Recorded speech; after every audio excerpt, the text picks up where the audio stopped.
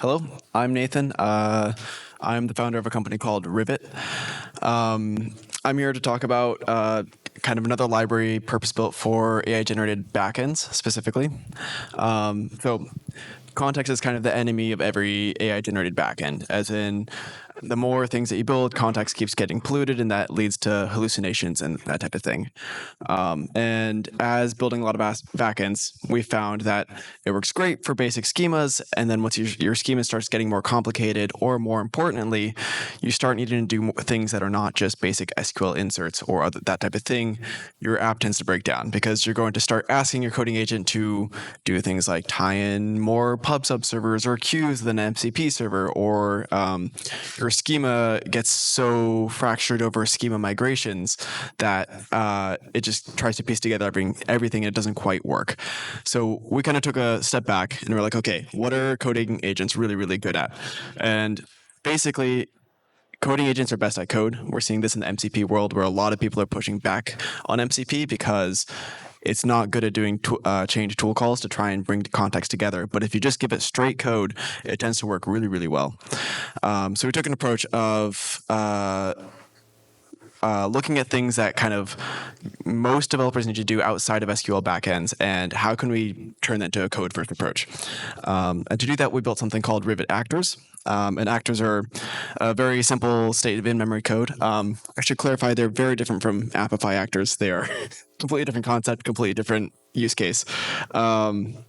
And so if you look at a traditional actor, you'll see a state, and this is basically a JavaScript object stored in memory, and then actions on that state.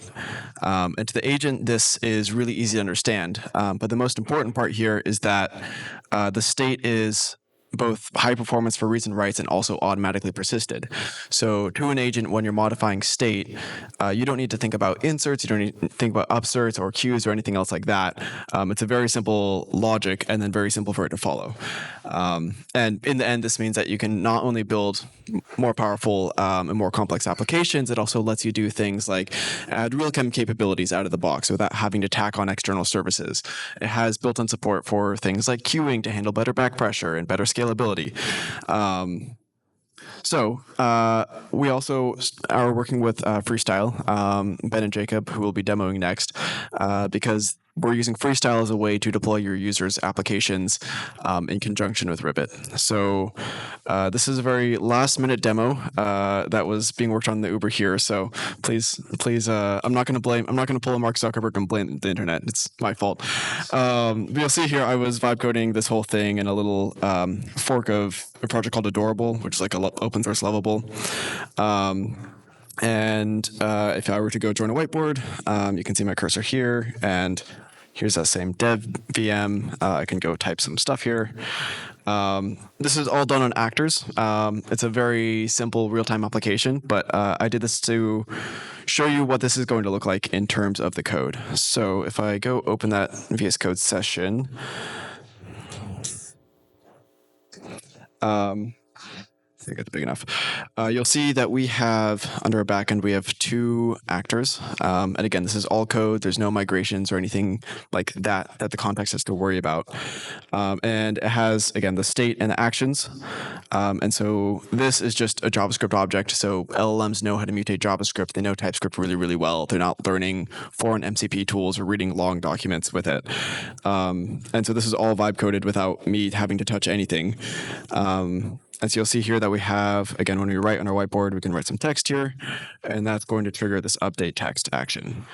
And then to tie it all together as you're like building out your application, we also wanted to build a better visualization of this. So we built out the Rivet inspector, which is connected to this. And so we have our whiteboard here with all of our text labels that we added. We can also see all of our events in real time as we move our cursor around. You'll see these get added here. And if we go write more stuff here, we can see the state update in real time right here.